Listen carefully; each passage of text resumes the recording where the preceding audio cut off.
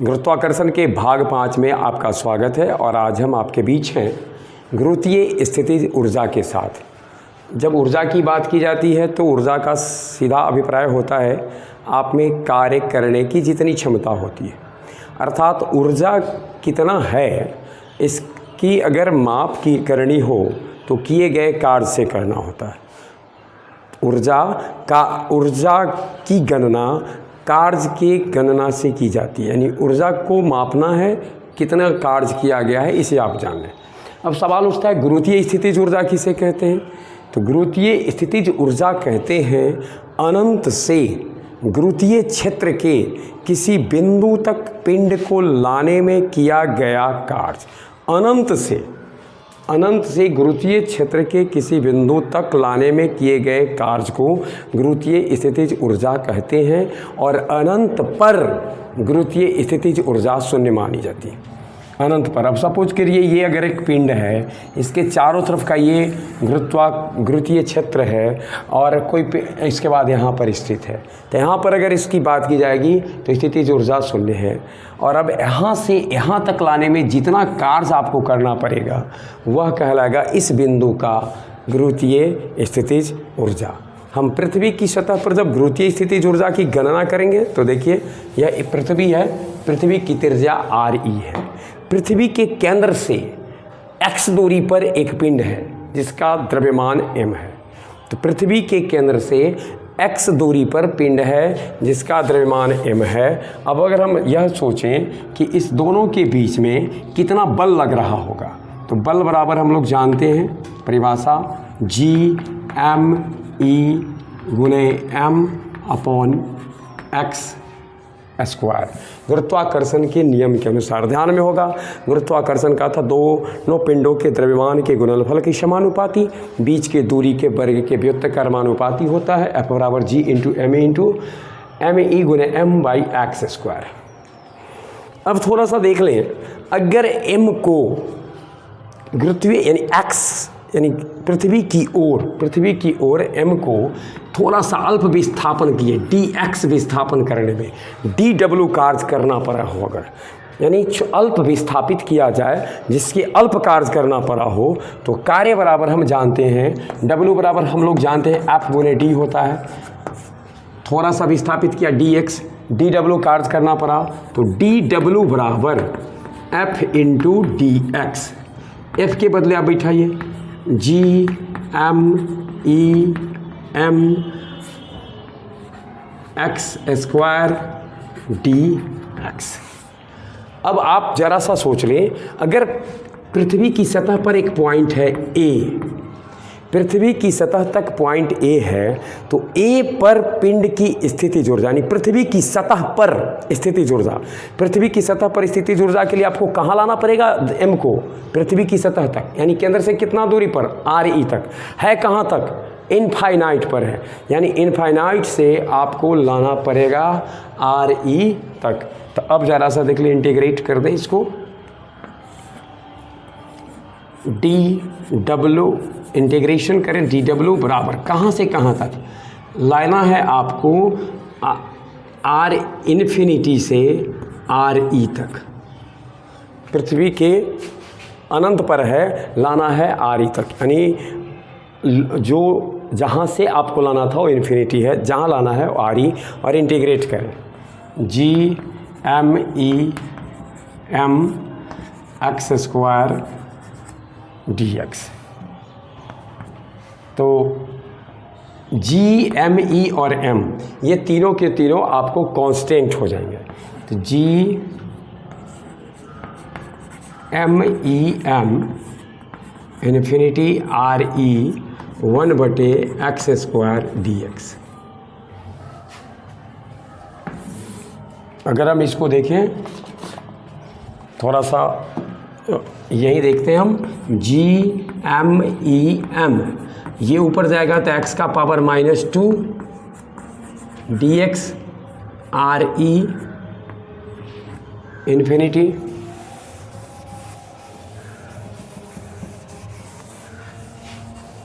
चलिए थोड़ा इसको अब हम कैलकुलेट करते हैं। G_m_E m इंटीग्रेशन का सामान्यतः हम लोग जानते होंगे एक्स का पावर n dx का इंटीग्रेट करते तो होता है एक्स पावर में एक जुटता है और उतना से ही भाग करते हैं, प्लस कांस्टेंट होता है। तो उसका अगर हम अनुपालन करें तो यहाँ पर है एक्स का पावर -2 हो जाएगा हमारा एक्स के पावर -2 + 1 बटे -2 + 1, लिमिट कितना है इन्फिनिटी और R E G M E M, X का पावर -1 और यहाँ -2 यानी कि एक्स का पावर -1 बटा -1 आर ई इन्फिनिटी। इस माइनस को बाहर कर दीजिए, एक्स के पावर -1 को लिख दीजिए माइनस यहाँ कीजिए -GMEM और इसको लिखिए 1/x RE इन्फिनिटी। अब आप एक बार RE बैठाइए और एक बार इन्फिनिटी बैठाइए। जब आप RE बैठाएंगे तो होगा -GMEM और जब इसको 1/x यानी 1/RE घटे 1/इन्फिनिटी। जानते हैं जब इन्फिनिटी हर में हो तो वैल्यू 0, तो इस तरीके से ये % 0 हो कितना गया -GMEM/RE।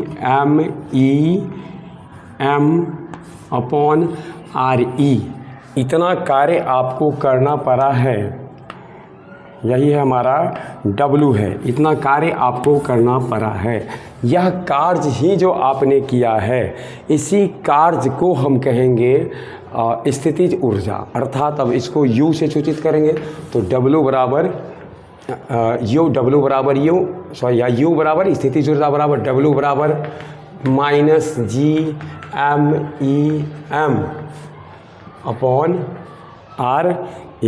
ये है इसकी स्थितिज ऊर्जा हो जाएगी इस पिंड की पृथ्वी की सतह पर।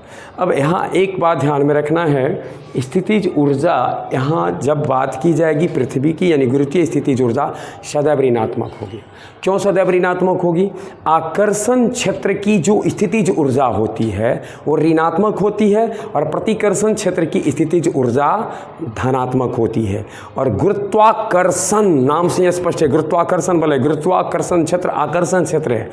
एक सवाल यहाँ उठता है, आकर्षण क्षेत्र की स्थितिज ऊर्जा ऋणात्मक क्यों होती है? वो इसलिए ऋणात्मक होती है, इसमें आपको कार्य करना नहीं पड़ा है, उस सिस्टम है वो खुद कार्य कर रहा है। आप यदि कार्य करते उसका कार्य सिस्टम के द्वारा कार्य हो रहा है, इसलिए ऊर्जा निरंतर घटते रहती है, ऊर्जा शून्य से ऋणात्मक हो जाती है। तो स्थितिज ऊर्जा अब किस समय सवाल उठता है कि ये शून्य कब हो? अब ये वस्तु अगर अनंत पर चला जाए, यानी इस जगह पर आप क्या दे दें इनफाइनाइट दे दें, तो स्थितिज ऊर्जा कितनी हो जाएगी? शून्य हो जाएगी।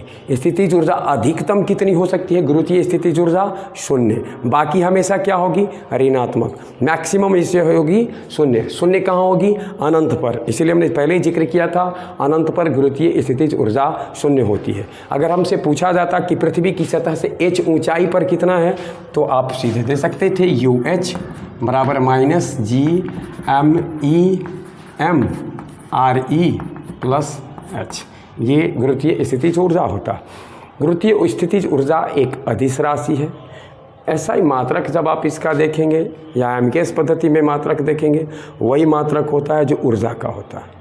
तो ऊर्जा का ऐसा ही मात्रक जूल है, तो स्थितिज ऊर्जा का भी इसका भी ऐसा ही मात्रक जूल ही होता है।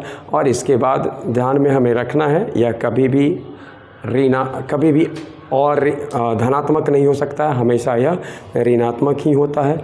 और दो पिंडों के बीच जो स्थितिज ऊर्जा जिसकी अगर हम अगर बात करेंगे, दोनों पिंड जब जितना डिस्टेंस उसका बढ़ते जाएगा उसकी स्थितिज ऊर्जा बढ़ती जाएगी। ध्यान में रखिए, बढ़ती जाएगी। क्यों बढ़ती जाएगी?